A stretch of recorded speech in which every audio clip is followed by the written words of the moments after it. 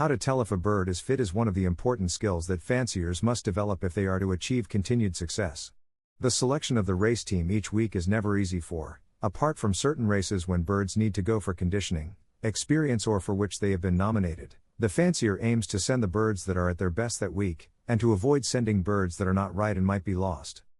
Simply flying teams as a whole rarely achieves the best results, as birds that are really fit may be left at home simply because it is not their turn, while unfit birds may be sent and lost.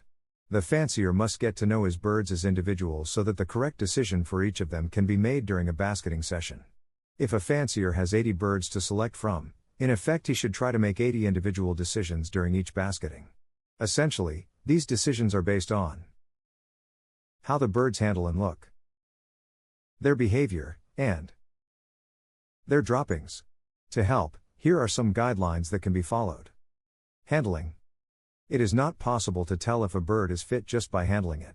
Indeed, stock birds that are fed correctly will often handle the same as members of the race team, and yet, if forced to fly, their exercise intolerance quickly becomes apparent. It is possible, however, to tell if a bird is well through handling it. Fitness can only be determined through observation of a bird's behavior around the loft and following exercise. And so, how do we tell through handling that a bird is healthy with the potential to be fit? Fortunately, there are signs in its muscles, keel, weight, feet, eye, mouth, wattle and feathers that give us the answer. Muscles. The feel and appearance of the bird's flight, pectoral, muscles gives a good indication of its potential to be fit. Understanding what causes the changes we are assessing makes interpreting them easier. The size, feel and appearance of muscles depend on a variety of factors, including what work requirements are being made of them. As a muscle works, it adapts to its job, increasing in size and strength. A circulation develops to meet the muscle's requirements. As a muscle works, lactic acid forms within it. In a fit muscle, the circulation carries lactic acid away. If the muscle works beyond its fitness capability, the circulation cannot keep up and lactic acid accumulates in the muscle. This essentially bruises the muscle chemically, causing it to become inflamed.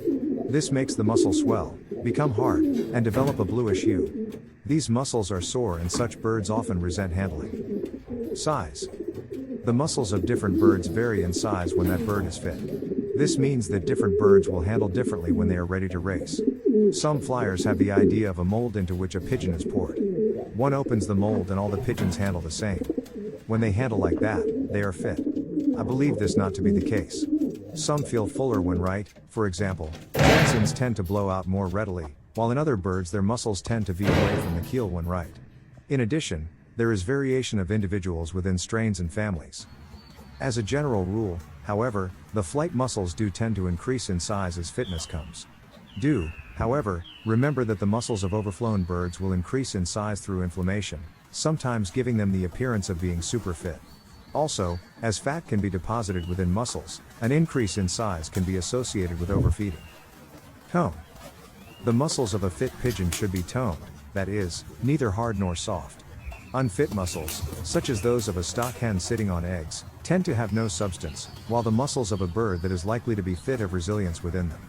An experienced flyer once told me that, when fit, a pigeon's muscles should feel like a woman's breast. Excessively hard muscles are associated with inflammation in birds that have been exercised beyond their fitness capability. Color. The muscles of a fit pigeon vary in color from a rosy pink through a variety of purple shades. However, most birds when well do have pink muscles. This indicates a muscle with a well-developed circulation and well perfused with blood. Such muscles usually have the potential for a lot of work. However, some birds are fit when their muscles appear slightly purple. This is probably due to some melanin pigment, the same pigment that gives the blue to feathers, either scattered through the muscles or the skin. This is why most reds, mealies and white birds almost always have pink muscles. Blue muscles occur in 3 situations. 1. Birds that have been overworked and have become chemically bruised through lactic acid accumulation. 2. Unhealthy or unfit birds for a short period after exercise until they catch their breath and reoxygenate their blood. This process will take longer in birds with any form of respiratory problem. 3. Birds in generally poor health. Skin over flight muscles. In fit birds, the skin over the flight muscles often appears thin and transparent with little flake. These changes usually relate to the increase in muscle size that can be associated with fitness. The skin is elastic and tends to stretch in a manner similar to a balloon. Filling with air. leading to the changes that we notice. In birds that have been fit for a long time, the skin can accommodate the increase and these changes are not so apparent. Keel. The keel is the breastbone of a bird. In a fit bird, the keel should be white. If the keel is pink, it is a sign that the bird has been overexercised. A clearly defined pink blood spot on a white keel is a sign of health and a stress-free environment, but it does not necessarily indicate fitness. Weight. A fit bird should be neither too thin nor too fat. It should feel full and toned, but not heavy. If a bird is too fat, it will be difficult for it to fly. If a bird is too thin, it will not have the strength to fly long distances. Feet. The feet of a fit bird should be full and pink. They should not be pale or cold. If a bird's feet are pale or cold, it is a sign that the bird is not getting enough blood flow. Eye. The eye of a fit bird should be bright and clear. The iris should be full of color and the pupil should be responsive to light. The third eyelid should be tucked back and should not be visible. Blink. The blink of a fit bird should be virtually undetectable. The main eyelids should be well retracted and should cover the eye to the edge of the iris. Mouth. A healthy bird's mouth should have a rosy pink lining and should be moist, but not contain excessive mucus. Pale coloring could indicate anemia or poor health. Red coloring can indicate inflammation, while dirty gray coloring can suggest long-term inflammation, usually caused by respiratory infection or wet canker.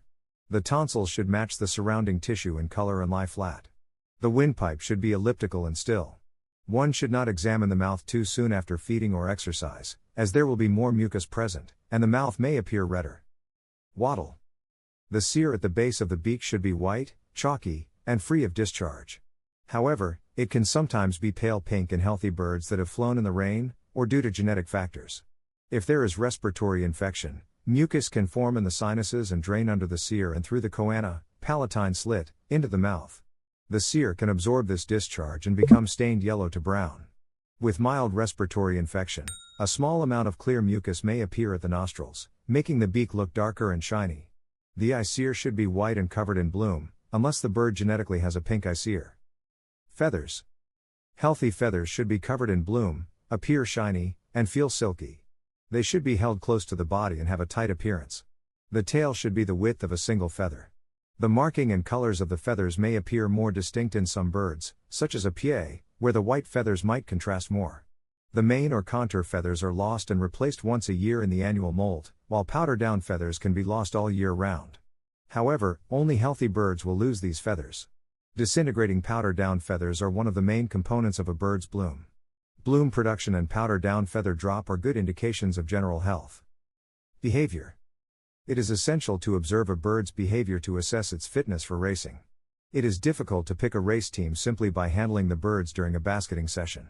It is important to watch their behavior in and around the loft during the week, the way they exercise around the loft, and how they look when they land, both from loft exercise and from a toss. Only through observation of these behaviors can one get an idea of how a bird feels in itself and its exercise tolerance.